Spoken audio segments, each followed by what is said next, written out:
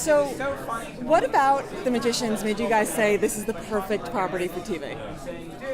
I think, for me, because I was not a big fantasy fan, it was how real the characters were, and how grounded they were, and how Lev looked at some of the darkest aspects of human behavior through the lens of magic. So a lot of fantasy starts with the fantasy, the world, and Lev started with these characters, and that's what made me a convert. Same for you?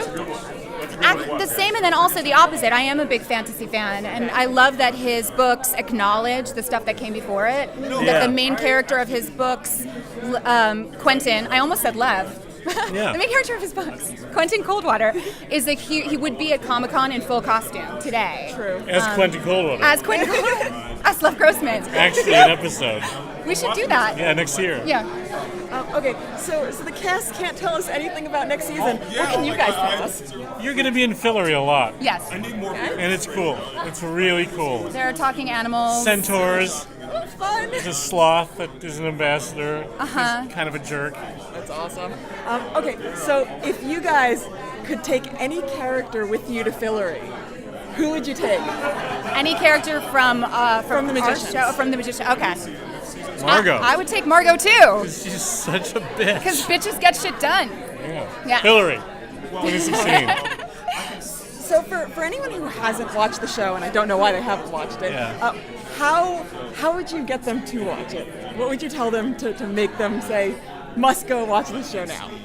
Well, honestly, I think that it's a show that will appeal, in its second season especially, to fans who are not necessarily fantasy fans. Yeah. It's not just for this narrow little audience, because it deals with such relatably big and common psychological truths and emotional truths.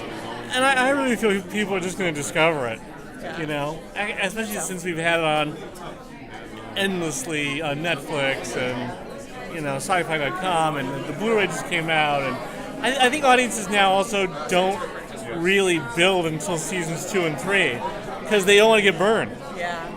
It's an interesting thing making TV now, because 4 years ago a writer's room wouldn't have talked about what it's going to be like to binge a season. Right. I mean, we broke the season and wrote it and shot it so that it could air once a week, but we were also keenly aware that we would be hopefully gaining a lot of new viewers watching it all like on a weekend. Yeah. Where you just maybe smoke a bowl, get a big thing of popcorn and watch them all. And so we were thinking of you. Go get stoned and watch it. Yeah, and also you're gonna, what you can now, when you start a series, the trailer can only be scenes from the pilot. Now the trailer can be scenes from all of season 1 and probably most of season 2. So that trailer better be fucking good. Yeah. So The Magicians actually deals with a lot of really tough issues. Was there anything that was particularly difficult to bring to the screen? We're pretty mean to our characters. Yeah. And I think that's what makes good drama. Yeah. We don't like. I mean, occasionally we'll say like, "Oh, this is a tough one for Julia," but she'll get over it.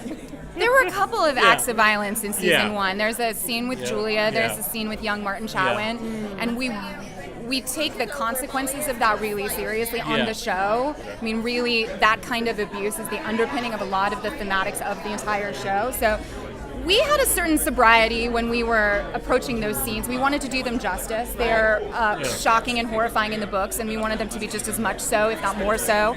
So those were a challenge. Well, thank you guys so much. Thank you. Thank Good you. to see Appreciate you. it. Thank you.